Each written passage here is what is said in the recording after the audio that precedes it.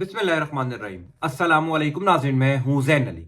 नाज़रीन कराम, 23 फरवरी है और दिन है जुमे का। देखिए, मैं अक्सर ये बात कहता हूं कि जिस इमरान खान को पाकिस्तानी कौम जानती है वो इमरान खान हार नहीं मानता। मैं हमेशा इमरान खान के ये अल्फाज याद रखता हूं जिसमें वो कहते हैं कि हारता वो शख्स है जो हार मान लेता है। जब इमरान खान से 70 सीटें छीनी गई थी, यानी 8 फरवरी की रात नताइज रोककर तहरीक इंसाफ के मैंडेट पर डाका डालकर तहरीक इंसाफ की सीटें नून लीग को दिलवाई गई थी, तो मुझ समेत कई सहाफियों को इस बात का यकीन था कि इमरान खान ये मामला ऐसे ही नहीं जाने देंगे। इतनी आसानी से तहरीक इंसाफ का मैंडेट नहीं चुराया जा सकेगा। पिछले 12 घंटों के अंदर इमरान खान ने इस मामले पर अब तक का सबसे बड़ा सरप्राइज, इमरान खान ने अब तक का सबसे बड़ा छिक्का मार दिया है। 70 सीटें पाकिस्तान तहरीक इंसाफ को वापस देना मजबूरी बन जाएगा।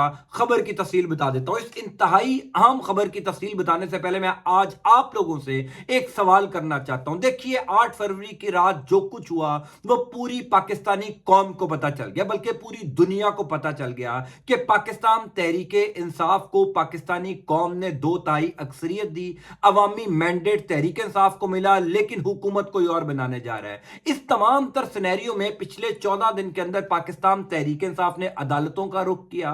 Pakistan Tehreek Insaf election commission of Pakistan के पास गई, मीडिया के पास गई, आलमी इदारों के पास गई। यानी पिछले 14 दिन में तहरीक इंसाफ जो कुछ कर सकती थी वो किया। अब पाकिस्तान तहरीक इंसाफ को क्या करना चाहिए, यानी अपना मैंडेट वापस लेने के लिए पाकिस्तान तहरीक इंसाफ को क्या अमल करने चाहिए? आप लोग इस बात का जवाब जरूर दीजिए। आप लोग अपनी राय का इजहार मुझे कमेंट बॉक्स में लाजमी कीजिए, क्योंकि अगला वीलॉग मैं आपके इस राय के ऊपर करूंगा। देखिए, पिछले 14 दिन के अंदर पाकिस्तान तहरीक इंसाफ ने तमाम एपलेट ट्रिब्यूनल्स के अंदर गए, उसके बाद इलेक्शन कमीशन ऑफ पाकिस्तान में गए, आलमी मीडिया को बताया, पाकिस्तान के मीडिया को बताया। लेकिन आप सब जानते हैं कि पिछले खास तौर पर 10 महीनों के अंदर जिस तरीके से पाकिस्तान की अदालतें, जिस तरीके से इलेक्शन कमीशन ऑफ पाकिस्तान और पाकिस्तान का मीडिया इमरान खान के मुतल्लिक बिहेव कर रहा है, यानी पाकिस्तान की अदालतों से पिछले 10 महीनों के अंदर कहां तहरीक इंसाफ को इंसाफ मिला। फिर इलेक्शन कमीशन ऑफ पाकिस्तान जिसने इंतखाबात से पहले तहरीक इंसाफ को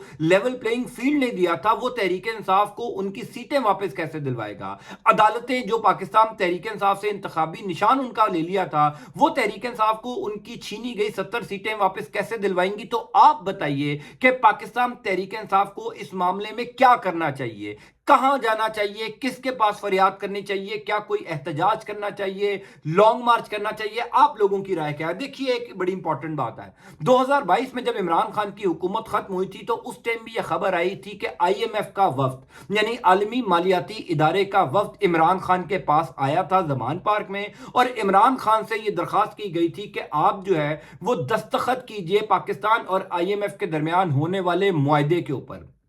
क्योंकि उस टाइम तमाम तर सियासी जमातों के जो सरबराहान थे, तमाम तर स्टेक होल्डर्स जो थे, उनसे IMF का वफ्द मुलाकातें कर रहा था, और खास तौर पर इमरान खान से मुलाकात करने गया था क्योंकि उस टाइम भी पाकिस्तान तहरीक इंसाफ सड़कों के ऊपर थी। उस टाइम भी पाकिस्तान तहरीक इंसाफ एहतजाज कर रही थी, और उस टाइम का जो एहतजाज था वो इमरान खान की हुकूमत के खात्मे के खिलाफ था। अभी ताज़ा ताज़ा इमरान खान की हुकूमत खत्म हुई थी और इमरान खान सड़कों के ऊपर से और एहतजाज कर रहे थे कि ये जो साइफर है, ये जो अमेरिका के कहने पर मेरी हुकूमत खत्म की गई है, इसकी तहकीकात करवाई जाए, इसका जो है वो थोरो इन्वेस्टिगेशन हो, जुडिशियल कमीशन बने।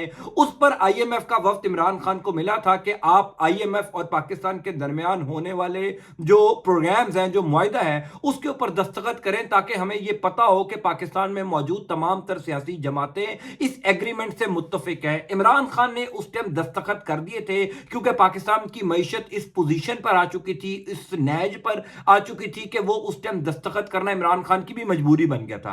और इमरान खान ने उस टाइम भी IMF के वफ्द को यह कहा था कि आप पाकिस्तान में मौजूद फैसला साजों, पाकिस्तान में मौजूद ताकतवर इदारों को यह बावर करवाएं कि पाकिस्तान में साफ शफाफ इंतखाबात हो। यह खबर का बैकग्राउंड इसलिए आपको बता रहा हूं क्योंकि जो आगे खबर आपको बताने जा रहा हूं वो बड़ी धमाकेदार है। देखिए, पाकिस्तान तहरीक इंसाफ का मैंडेट चुराया गया, पाकिस्तान तहरीक इंसाफ के साथ तारीख की बदतरीन धांधली की गई, और पिछले 14 दिन के अंदर इमरान खान समेत पाकिस्तान तहरीक इंसाफ के रहनुमाओं ने तमाम दरवाजे खटखटा दिए। इस टाइम پاکستان کی عدلیہ میں جو کچھ ہو رہا ہے وہ مجھے بتانے کی ضرورت نہیں ہے، آپ سب کو پتا ہے۔ لہٰذا عمران خان نے کل اب تک کا سب سے بڑا سرپرائز دے دیا، وہ سرپرائز جو میرا خیال ہے کہ کسی کے وہم و گمان میں نہیں تھا۔ اسی وجہ سے کل سے لے کر اب تک شہر اقتدار میں ایک غیر معمولی ہلچل ہے، ایک پینک ہے، اور سوال ہے کہ کیا ہونے جا رہا ہے۔ کل عمران خان سے بیرسٹر علی ظفر سمیت تحریک انصاف کی قانونی ٹیم کی ملاقات ہوئی۔ عمران خان نے اس ملاقات میں اپنی قانونی ٹیم کو کہا کہ آئی ایم ایف کو لیٹر لکھا جائے، آئی ایم ایف کو ایک خط لکھا جائے، اور اس خط کے اندر آئی ایم ایف کو پاکستان تحریک انصاف کی جانب سے تشویش کا اظہار کیا جائے کہ آپ جو پاکستان کو قرض دینے جا رہے ہیں، یعنی اگلے مہینے جو پاکستان کو قرض کی قسط ملنے جا رہی ہے، جو اس ٹائم پاکستان کو اشد ضرورت ہے، یعنی اس ٹائم انتہائی ضرورت ہے پاکستان کو اس قرض کی قسط کی، کیونکہ اگر خدا نہ خواستہ یہ قسط نہ ملی تو پاکستان ڈیفالٹ کر جائے گا، پاکستان کے بدترین معاشی حالات ہو جائیں گے، ویسے ہی بڑے بدترین ہیں لیکن اس سے زیادہ گمبھیر ہو جائیں گے۔ لہذا جو آپ پاکستان کو قرض دینے جا رہے ہیں، پہلے پاکستان میں موجود فیصلہ سازوں یا طاقتور اداروں سے یہ مطالبہ کریں کہ حال ہی میں جو انتخابات ہوئے ہیں اس انتخابات کے مطابق صاف شفاف انویسٹیگیشن کروائیں، تحقیقات کروائیں کہ کس کو پاکستانی عوام نے مینڈیٹ دیا اور کس کو مینڈیٹ نہیں ملا۔ جن کو مینڈیٹ دیا ان کو اقتدار سے دور رکھا جا رہا ہے، اور جن کو مسترد کیا پاکستانی عوام نے، یعنی تقریباً 80% پاکستانی عوام نے جس جماعت کو ووٹ نہیں دیا اس جماعت کو حکومت دی جا رہی ہے۔ تو آپ قرضہ ایک ایسی جماعت کو دینے جا رہے ہیں جس جماعت کے پیچھے عوامی مینڈیٹ نہیں ہے۔ یہ خط جو ہے وہ آئی ایم ایف کو لکھا جائے، اور اس خط کے اندر باقاعدہ طور پر آئی ایم ایف سے یہ مطالبہ کیا جائے کہ پاکستان کے ساتھ یہ معاہدہ کرنے سے پہلے ریاست پاکستان سے یہ سوال کیا جائے کہ صاف شفاف انتخابات کی انویسٹیگیشن کیوں نہیں ہو رہی، جس جماعت کی سیٹیں چھینی گئی ہیں اس جماعت کو سیٹیں واپس کیوں نہیں مل رہی۔ یہ ایک طویل خط لکھا جائے۔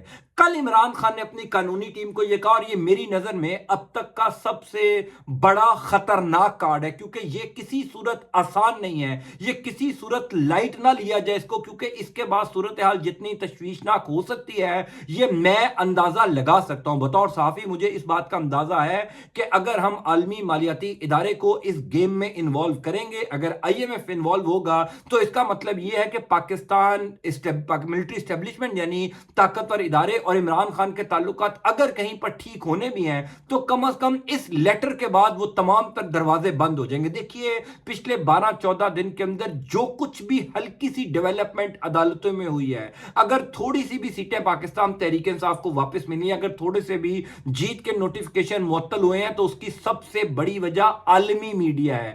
پاکستان کے میڈیا کا کوئی پریشر نہیں ہے، عالمی میڈیا اور عالمی اداروں کا پریشر ہے، جس کی وجہ سے کچھ ہل جل ہو رہی ہے۔ یہ جو عالمی پریشر ہے اس کو کسی صورت ہلکا نہیں لینا چاہیے۔ عالمی میڈیا یہ سوالات اٹھا رہا ہے کہ پاکستان میں یہ جمہوریت ہے، اس کو جمہوریت کہا جاتا ہے، یہاں پر بدترین انتخابات کروائے گئے، اسی وجہ سے عدالتوں میں تھوڑی ہل جل ہو رہی ہے۔ عمران خان نے اس ساری سچویشن کو مد نظر رکھتے ہوئے ہی یہ فیصلہ کیا کہ اب ہم آئی ایم ایف کو ایک خط لکھیں گے، اور اس خط کے ذریعے آئی ایم ایف کو بتائیں گے کہ جناب پاکستان نے تو بدترین دھاندلی ہوئی ہے، پاکستان میں جو پاکستانی قوم کا مینڈیٹ چرایا گیا ہے، لہٰذا یہ آپ جو ہے وہ معاہدہ نہ کریں۔ اچھا، کل یہ بات کی گئی تھی، کل سے لے کر اب تک اس کا بڑا شدید ریاکشن آ رہا ہے، یعنی کئی صحافی اس کے اوپر بات کر رہے ہیں۔ خود پاکستان تحریک انصاف کے اندر بھی ایسے لوگ ہیں جو کہہ رہے ہیں کہ جناب آئی ایم ایف کو ہمیں خط نہیں لکھنا چاہیے۔ یعنی کل رات کو مہر بخاری صاحبہ کے پروگرام میں تیمور ظفر جھگڑا صاحب جو خیبر پختونخوا میں پاکستان تحریک انصاف کے رہنما ہیں، انہوں نے کہا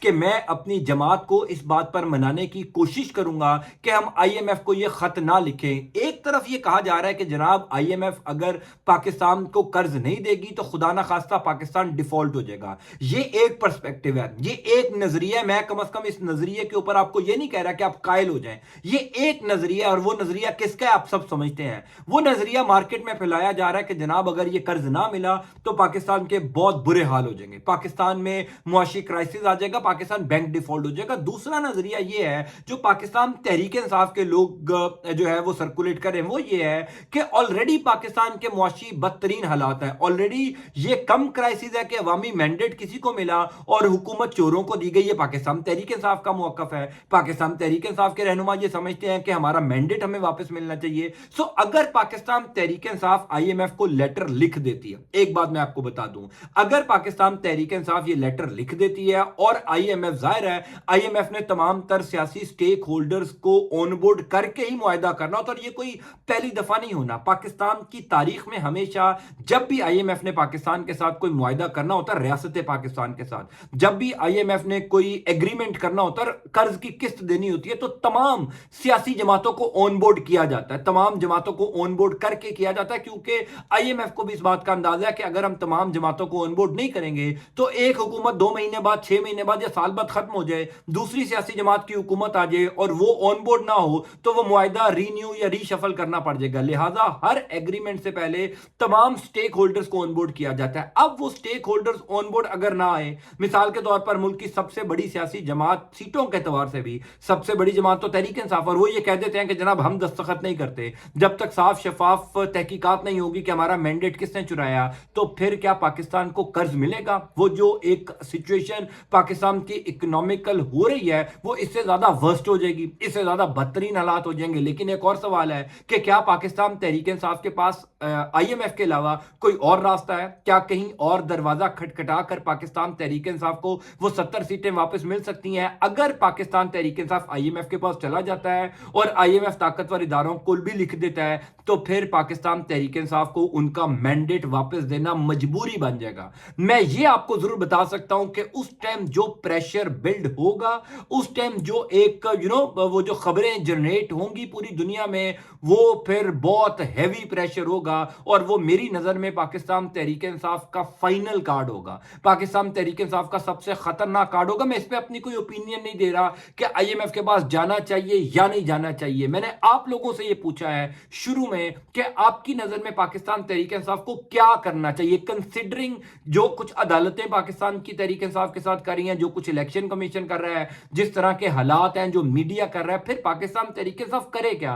احتجاج کریں گے تو لوگوں کو اٹھا لیا جائے گا، پولیس پہنچ جائے گی، احتجاج بھی نہیں کرنے دیا جا رہا. پھر تحریک انصاف کے پاس راستہ کیا ہے؟ کیا واقعی آئی ایم ایف کے پاس جانا ہی واحد راستہ ہے؟ اور اگر Pakistan Tehreek Insaf I am F کے پاس چلی جاتی ہے اور آئی ایم ایف پاکستان کو قرض نہیں دیتا، پھر کیا ہوگا؟ کیا پاکستانی عوام اتنے سخت ترین معاشی حالات کو فیس کرنے کے لیے فزیکل طور پر تیار ہے؟ مجھے اپنی رائے کا اظہار کیجیے.